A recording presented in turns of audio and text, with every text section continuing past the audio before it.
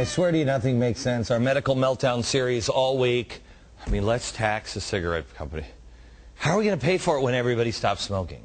Here's Sally Pipes, president and CEO of the Pacific Research Institute and author of The Top 10 Myths of American Healthcare, A Citizen's Guide, which is a fantastic book, and Michael Cannon, director of the Health Policy Studies at the Cato Institute. Sally, let me start with you.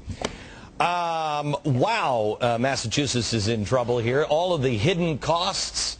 Can you give me a little bit of the hidden costs and the problems there in Massachusetts? Well, the program is very much, Glenn, out of control. $1.3 billion this year, way more than they thought.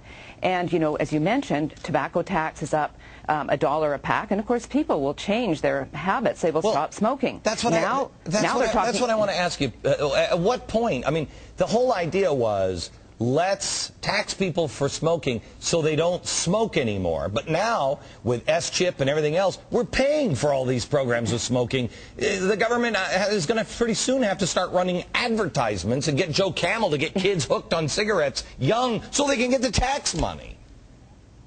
Well, exactly. And now, of course, because of the tremendous cost overruns, you know, Massachusetts has the most expensive health care in the country. And, you know, they said we would have universal coverage. They still have 2.6% of the population in Massachusetts is uninsured, and that's with an individual and an employer mandate. And of the people who are insured under Commonwealth care, half of the newly insured are insured under Commonwealth care. And 20% of them are having a hard time getting a doctor. You know, doctors don't want to take patients where the reimbursement rates are so low. And the same percentage, 23% are still turning up at emergency rooms. They haven't cut that cost. That's expensive care. And, you know, people are, if they can't find a doctor, they turn up at an emergency room. So Massachusetts care, very expensive. Mike, let's take this apart one piece at a time here.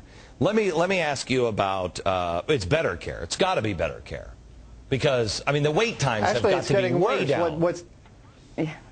What Sally said is correct. You know, the waiting times to see a specialist in Boston, they were already the worst in the country in 2004, and they've gotten even worse since Romney Care was enacted, named for Governor Mitt Romney, a Republican who signed these reforms into law. Republican. And that's despite all the money, the tons of money they are just throwing at an already efficient healthcare sector in Massachusetts.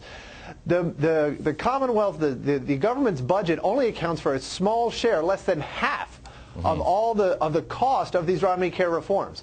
About $800 million of new spending shows up in the government budget. But another $1 billion or more is money that the government is forcing people to spend on their own on health insurance, whether they want that additional insurance Mike, or not. I won't hear that. That's crazy talk. I say on the air all the time, hey, you love France so much? They hate their health care system because they all have to buy private insurance. What you're doing now, you're going to have to do on top of this. And they all say, oh, that's crazy talk. That's not true.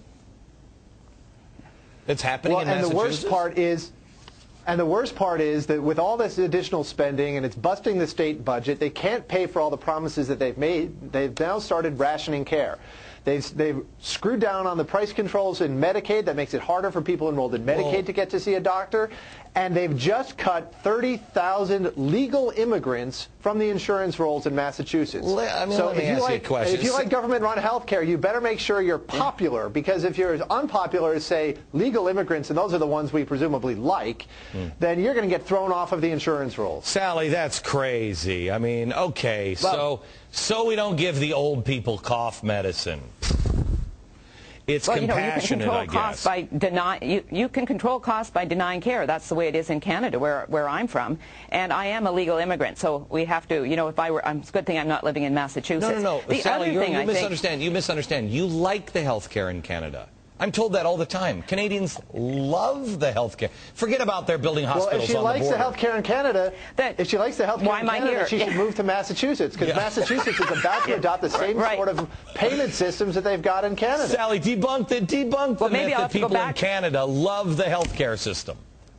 I'm going to have to move back, obviously, because when you look at what Obama's going to do, it could be even worse here. One of the things I wanted to say under this new commission panel that reported out last week, you know, and as a way to control costs, they're talking about, you know, setting up a global budget for patients, for doctors and hospitals, which will mean that a doctor will be paid, say, monthly or once a year for the full treatment of a patient. I'm sure doctors are going to love that when government tells them how much they're going to be paid. Oh, yeah, no, let me tell you something. It's absolutely ridiculous. Everybody likes that. Everybody likes to know exactly. If we could just get kids out of school like at 3rd grade and tell them what they're going to do for a living and then train them and make them super smart, maybe train them for gymnastics or weightlifting or something for the Olympics, wouldn't that be great? And we could tell people you're going to be a doctor and then they can be a doctor. I'm getting calls right now on my radio program from people telling me, I'm an intern or I'm a doctor, and the people who are shadowing me are now saying, you know, what should I do? All the doctors are saying the same thing. Get out. If this stuff comes, no reason to be a doctor.